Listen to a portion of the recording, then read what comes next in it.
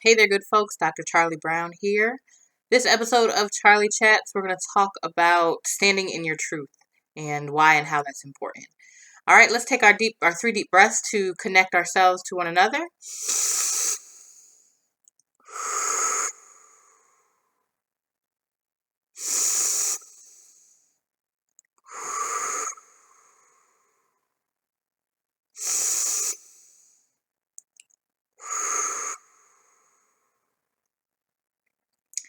What's been coming up a lot for me has been the various ways over my lifetime that I have been able to stand in my truth.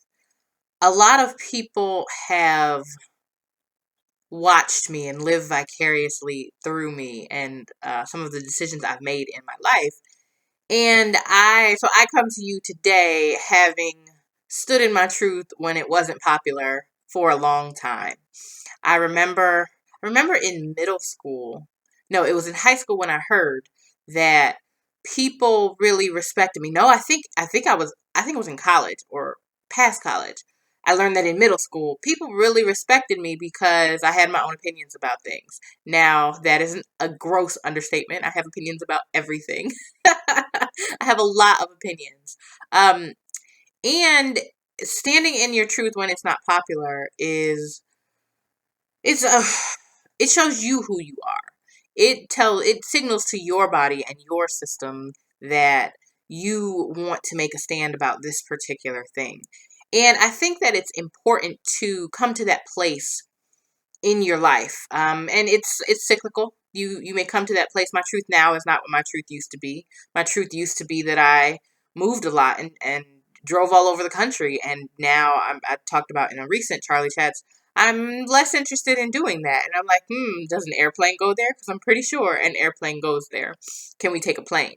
Are there other modes of transportation that don't require me to drive?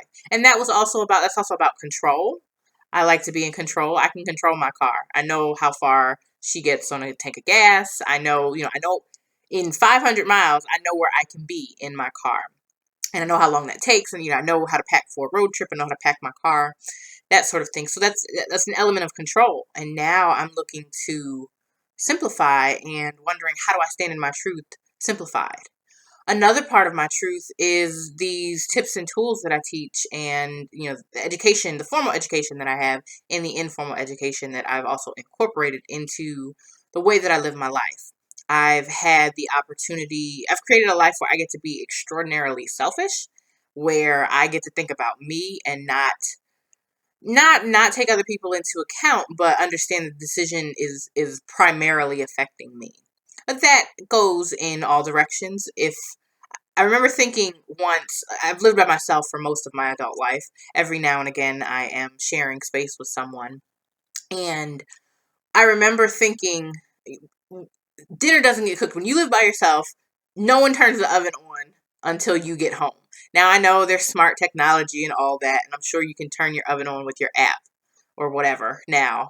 But think about in the 2000s, in most of the 2000s, that wasn't the case, where being a unit of one, everything is dependent on you. Um, and so now standing in a different truth that is changing, and I'm not necessarily sure what it looks like, but I do know it's important to take the time to figure it out.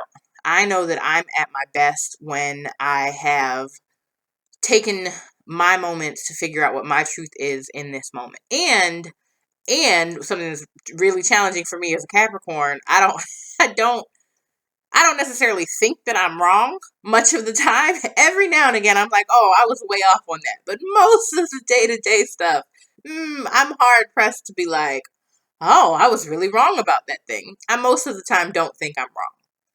And so, can we soften that? Is there space to allow for my truth that is softer than this hard stance that it must be? So those are some questions I also reflect back to you. Where are you standing in your truth? Does it need to be the shape that it's in? Can it change shape? Can your truth change shape? And maybe how has your truth changed shape over the last few years? All right, y'all, that is plenty for today. I will connect with you again soon. Until that time, I'm Dr. Charlie. Take great care.